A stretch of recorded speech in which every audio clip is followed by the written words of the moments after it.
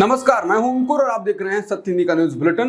एक नजर अब तक की सुर्खियों पर। मीडिया रिपोर्ट के मुताबिक इजरायली पीएम नेतन्याहू के बाद अब आईडीएफ चीफ को भी मारने की कोशिश की गई और आईडीएफ चीफ भी बच गए हैं। यह हमला हमास ने किया। इरना की रिपोर्ट ने बताया है कि हारेज की खबरबार की एक रिपोर्ट के अनुसार हमास की मिलिट्री विंग अल कसम ब्रिगेड ने उत्तरी गजा में एक घर पर हमला किया, जहां माना जाता है कि आईडीएफ चीफ हर्जी हलेवी मौजूद थे।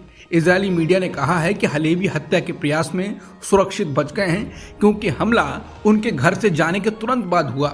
इरना की रिपोर्ट में कहा गया है कि हिब्रू सूत्रों ने खुलासा किया है कि जब हलेवी उत्तरी गजा में ऑपरेशन में शामिल मिलिट्री फोर्स के साथ एक फील्ड असेसमेंट कर रहे थे, तब घर पर एक एंटी टैंक मिसाइल दागी गई। बता दें, इससे पहले नेतन्याहू के घर पर भी हमला किया गया था। अमेरिका ने जहां इजराइल में एयर डिफेंस सिस्टम थाड स्थापित किया, इजराइल के पास आयरन डोम है, तो अब ईरान ने भी अपना खुद से घातक पलटवार तैयार किया है। ईरान ने अपने कट्टर दुश्मन से सबक लेते हुए अपनी नई advanced air defence missile system Jobin तैनात कर दिए है। ईरान में बना जोबिन सिस्टम इजराइल की चर्चित और प्रसिद्ध आयरन डोम एयर डिफेंस सिस्टम की तरह 360 डिग्री में रोकने में, इंटरसेप्ट करने में, बचाव करने में सक्षम है और ईरान पर अब होने वाले हमलों से उसको बचाएगा। ईरान के द्वारा बनाए गए सबसे एडवांस्ड डिफेंस सिस्टम है, जिसके बाद ये भी उम्मीद लगाई जा रही है कि क्या ईरान अमेरिकी राष्ट्रपति चुनाव से पहले इजराइल पर हमला कर सकता है। फिलिस्तीनी समाचार एजेंसी वफा की रिपोर्ट है कि सेंट्रल गजा की दीर अल बला, नुसीरात शरणार्थी शिविर और अज जवायदा क्षेत्र पर इजरायली गोलीबारी में गुरुवार रात और शुक्रवार सुबह तक काफी लोग मारे गए हैं, दर्जनों घायल भी हुए हैं। वफा ने कहा कि मारे गए 47 लोगों में से अधिकांश महिलाएं और बच्चे हैं। अधिकांश नुसीरात क्षेत्र में कई घरों पर बमबारी में मारे गए। वफा की रिपोर्ट के अनुसार उन्हीं घरों पर दूसरी बार हमला किया गया जब लोग उन लोगों को बचाने के लिए दौड़े जो पहले हमले में बच गए थे, जिससे बचाव कर्मियों के बीच और अधिक लोग मारे गए। समाचार एजेंसी ने कहा कि मलबे के नीचे लापता लोगों की तलाश जारी है। नेपाल के केंद्रीय बैंक नेपाल राष्ट्र बैंक ने चीन की एक कंपनी को 100 रुपए के नए नोट छापने का कॉन्ट्रैक्ट दे दिया है। न्यूज एजेंसी पीटीआई के मुताबिक इन नोटों पर बने नक्शे में भारत के लेपुलेख, लिम्पियाधुरा और कालापानी इलाके को नेपाल का हिस्सा दिखाया गया है। इस इलाके को लेकर भारत नेपाल के बीच करीब 35 साल से विवाद है। नई करेंसी के लिए चीन का चुनाव ही शक पैदा करने वाला है। बता दें, चीन के साथ भारत का सीमा विवाद पहले से ही चल रहा है, जिसके बाद ये साफ है कि नेपाल का नया नोट भारत और नेपाल के बीच तनाव और बढ़ा सकता है और चीन ने एंट्री ही मार दी है। पहले खुद लद्दाख में घुसा और अब नक्शे में नेपाल को भी भारत में घुसा रहा है। ये पीएम मोदी की मुसीबत और बढ़ा सकता है। मालूम हो, पीएम मोदी के आने के बाद से ही भारत के पड़ोसी देशों से रिश्ते लगातार खराब होते रहे हैं। कनाडा पुलिस ने पंजाबी गायक एपी ढिल्लों के कनाडा के घर पर इस साल 2 सितंबर को हुई फायरिंग और आगजनी के सिलसिले में एक भारतीय व्यक्ति को गिरफ्तार किया है। एपी ढिल्लों का नाम लिए बिना कनाडा पुलिस के अधिकारी ने नैन्सी सग्गर ने एक्स पर एक वीडियो पोस्ट कर यह जानकारी दी। उन्होंने अपने संदेश में कहा कि बॉलीवुड इलाके के रॉबिनहुड रोड पर गोलीबारी करने और 2 गाड़ियों में आग लगाने की घटना 2 सितंबर 2024 को सामने आई थी। उस घर में मौजूद एक व्यक्ति को सुरक्षित निकाल लिया गया था। इसके बाद फायर डिपार्टमेंट ने आकर आग बुझा दी थी। अधिकारी ने बताया कि इस मामले में 30 अक्टूबर को विनिपेग के 25 वर्षीय अभिजीत किंगरा को गिरफ्तार कर लिया गया है। किंगरा पर हथियारों के अवैध इस्तेमाल और आगजनी का अभियोग लगाया गया है। नैन्सी सग्गर ने बताया कि पुलिस को एक और संदिग्ध की तलाश है। उन्होंने बताया उस हमले के एक अन्य संदिग्ध 23 वर्षीय विक्रम शर्मा के खिलाफ वारंट जारी किया गया है।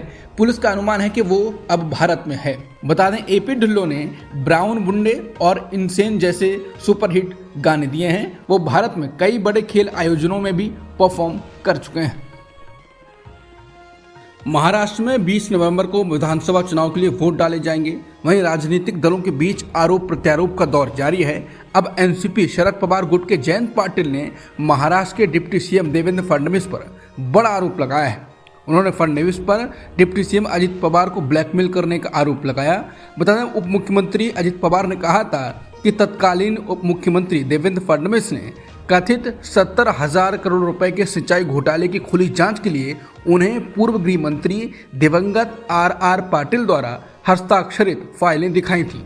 इसी का जिक्र जयंत पाटिल ने किया है। जयंत पाटिल ने कहा कि अजित पवार के बयान से पता चलता है कि काफी समय से एनसीपी में अंदरूनी कलह को बढ़ावा देने की कोशिशें जारी हैं। इंडियन एक्सप्रेस से जयंत पाटिल ने कहा कि फडणवीस ने विपक्ष में रहते हुए अजित पवार पर आरोप लगाया, सत्ता में आने के बाद उनकी जांच की और आर पाटिल पर आरोप लगाने वाली फाइल उन्हें दिखाई। इसका मतलब है कि तभी से हमारी पार्टी में अंदरूनी कलह को हवा देने की कोशिशें चल रही थी। दूसरा, फाइल दिखाकर अजित पवार को 10 साल तक ब्लैकमेल किया गया। इससे पता चलता है कि वो बार बार बीजेपी में क्यों जाना चाहते थे। अजित पवार को ब्लैकमेल किया गया। जयंत पाटिल ने कहा कि अजित पवार के बयान ने देवेंद्र फडणवीस की कार्यशैली को उजागर कर उन्हें बड़ी मुसीबत में डाल दिया है। उन्होंने कहा कि मुझे लगता है कि अजित पवार खुद इसकी वजह से घिरे हुए हैं, लेकिन उन्होंने फडणवीस को और मुसीबत में डाल दिया है। शिवसेना यूबीटी सांसद संजय राउत ने महाराष्ट्र नवनिर्माण सेना यानी मनसे प्रमुख राज ठाकरे पर बड़ा हमला बोला। राउत ने कहा कि राज ठाकरे अपने बेटे के राजनीतिक भविष्य को लेकर चिंता में हैं और यही वजह है कि वो बीजेपी का समर्थन कर रहे हैं, क्योंकि महाराष्ट्र विधानसभा चुनाव में राज ठाकरे का बेटा माहिम विधानसभा सीट से राजनीति में एंट्री कर रहा है। संजय राउत ने कहा कि उनका बेटा चुनाव लड़ रहा है, इसलिए आप उनकी मानसिक हालत समझ सकते हैं। ये नेता ऐसी भाषा बोल रहे थे जिसने प्रधानमंत्री मोदी और गृहमंत्री अमित शाह को महाराष्ट्र में आने नहीं दिया और ये सुनिश्चित किया कि राज्य में भाजपा के लिए कोई जगह नहीं है, लेकिन अब उन्होंने इनकी प्रशंसा करना शुरू कर दिया है। ऐसा इसलिए है क्योंकि उनके मन में डर है। ये उनके बेटे के राजनीतिक भविष्य के बारे में हो सकता है, लेकिन महाराष्ट्र में एमवीए का सीएम होगा और राज ठाकरे ये अच्छी तरह जानते हैं। यूपी के मुख्यमंत्री योगी आदित्यनाथ के बयान पर कांग्रेस के राष्ट्रीय प्रवक्ता उदित राज ने बड़ा हमला बोला। उदित राज ने कहा कि योगी आदित्यनाथ में रावण और दुर्योधन का डीएनए है और उन्हें एक बार अपना डीएनए चेक करवाना चाहिए। दरअसल गुरुवार दोपहर में योगी आदित्यनाथ ने बयान दिया था कि देश में कोई जाति के नाम पर बांट रहा है, कोई क्षेत्र के नाम पर बांट रहा है, कोई भाषा के नाम पर बांट रहा है, कोई अव्यवस्था पैदा करने का काम कर रहा है। बांटने वाले अन्य तत्वों में रावण और दुर्योधन का डीएनए काम कर रहा है। जो काम त्रेता युग में रावण ने किया वही काम बांटने वाला कर रहे हैं। जिसके बाद उदित राज ने कहा कि योगी अपने डीएनए के बारे में ही बात कर रहे होंगे, इसलिए एक बार उनको चेक करा लेना चाहिए। रावण और दुर्योधन का डीएनए योगी जी में ही मिलेगा। अगर ऐसा ना होता तो अखिलेश यादव ने जब घर छोड़ा था तो उसे गंगा जल से ना छिड़क पाते। बीजेपी के नेता योगी के बटेंगे तो कटेंगे के नारे का काफी इस्तेमाल किया जा रहा है। महाराष्ट्र में पोस्टर लगाए गए हैं। गिरिराज सिंह ने अपनी रैली में इसका जिक्र किया है, नारे लगाए हैं। आलाकमान को छोड़कर बाकी नेता भी बोल रहे हैं। इस बीच उत्तर प्रदेश सरकार में डिप्टी सीएम केशव प्रसाद मौर्य ने कहा है कि ये बीजेपी का नारा नहीं है, विपक्ष इस बात को बेवजह तूल दे रहा है। उन्होंने कहा कि भाजपा विकास के नाम पर इलेक्शन लड़ती है, हम जो वादा करते हैं उसका हिसाब जनता को देते हैं। बटेंगे तो कटेंगे बीजेपी के नारा नहीं है, ये सिर्फ भाषण का हिस्सा है। विपक्ष इसको लेकर तूल देकर अपनी सियासी रोटी सेकना चाहता है। दिल्ली एनसीआर में हवा की गुणवत्ता शुक्रवार सुबह बदतर हो गई। पटाखों के लगातार फोड़े जाने से गंभीर प्रदूषण हुआ और राजधानी घने स्मोक में डूब गई। दिल्ली एनसीआर के लोग देर रात तक बैन को तोड़ते रहे। System of air quality and weather forecasting and research के आंकड़ों के अनुसार दिल्ली का वायु गुणवत्ता सूचकांक यानी AQI शुक्रवार सुबह 6:30 बजे 359 तक पहुंच गया, जो बहुत खराब श्रेणी में आता है। दिवाली की सुबह यानी गुरुवार को AQI 328 पर था। पूर्व अमेरिकी राष्ट्रपति और रिपब्लिकन पार्टी के राष्ट्रपति उम्मीदवार ट्रंप ने बांग्लादेश में हिंदुओं और दूसरे अल्पसंख्यकों के साथ हुई कथित हिंसा पर एक पोस्ट लिखी। ट्रंप ने सोशल मीडिया प्लेटफॉर्म एक्स पर एक पोस्ट में लिखा, मैं बांग्लादेश में हिंदुओं, ईसाइयों और अन्य माइनॉरिटी के खिलाफ बर्बर हिंसा की कड़ी निंदा करता हूं। भीड़ उन पर हमला कर रही है, लूटपाट कर रही है, जो कि पूरी तरह से अराजकता की स्थिति है। अपनी पोस्ट में कमला हैरिस और जो बाइडेन को घेरे में लेते हुए ट्रंप ने कहा कि मेरे कार्यकाल में ऐसा कभी नहीं हुआ होता। कमला और जो ने अमेरिका समेत पूरी दुनिया में हिंदुओं की अनदेखी की है। वो इजराइल से लेकर यूक्रेन और हमारी अपनी दक्षिणी सीमा तक तबाही मचा चुके हैं, लेकिन हम अमेरिका को फिर से मजबूत बनाएंगे और ताकत के जरिए शांति वापस लाएंगे। ट्रंप ने कहा कि हम कट्टरपंथी वामपंथियों के धर्म विरोधी एजेंडे के खिलाफ हिंदू अमेरिकियों की भी रक्षा करेंगे। हम आपकी आज़ादी के लिए लड़ेंगे। मेरे प्रशासन के तहत हम भारत और मेरे अच्छे दोस्त प्रधानमंत्री मोदी के साथ अपनी महान साझेदारी को भी मजबूत करेंगे। ट्रंप ने दिवाली की शुभकामनाएं देते हुए ये बातें लिखी। उन्होंने ये भी लिखा कि मुझे उम्मीद है कि रोशनी का त्योहार बुराई पर अच्छाई की जीत की ओर ले जाएगा। अमेरिका के राष्ट्रपति पद के उम्मीदवार चुनाव अभियान में शुरुआत से ही ऐसी बातें कर रहे हैं जो भारत के लिहाज से मोदी ने कही थी, जिसके बाद लोग कह रहे हैं कि दुनिया के दक्षिणपंथी एक जैसे ही होते हैं। अब ट्रंप ने फिर कुछ ऐसा किया है जो मोदी जैसा है। दरअसल चुनाव में जब पीएम मोदी को विपक्ष की ओर से चौकीदार फेल बताया गया था तो पीएम मोदी ने कैंपेन चला दिया था कि मैं भी चौकीदार, और बीजेपी जीत भी गई थी। पीएम मोदी ने सफाई कर्मियों के पैर भी धुले थे। अब ट्रंप ने भी कुछ ऐसा ही किया है। दरअसल मंगलवार को राष्ट्रपति जो बाइडेन ने ट्रंप के समर्थकों को कचरा कह दिया था, जिसके बाद अमेरिका की राजनीति में कचरे को लेकर बहस छिड़ गई है। फिर क्या, ट्रंप ने कचरा बीनने वालों की ड्रेस पहन ली और रैली में कचरा बीनने वालों की वर्दी पहने हुए कचरा ट्रक में पहुंचे। सड़क पर अपने समर्थकों को संबोधित करते हुए पूर्व राष्ट्रपति ने कहा कि आपको मेरा कचरा ट्रक कैसा लगा? ये ट्रक कमरा और जो बाइडेन के सम्मान में है।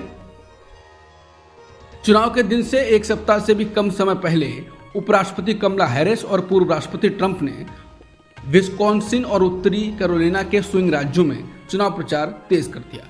स्विंग स्टेट में दोनों को वोटर्स ने परेशान कर रखा है। कोई किसी की भी जीत का अंदाजा नहीं लगा सकता है। बुधवार को जारी द इकोनॉमिस्ट, युगाव और TIPP इनसाइट्स के सर्वे से संकेत मिलता है कि हैरिस को सिर्फ 1% अंक की मामूली बढ़त मिली है।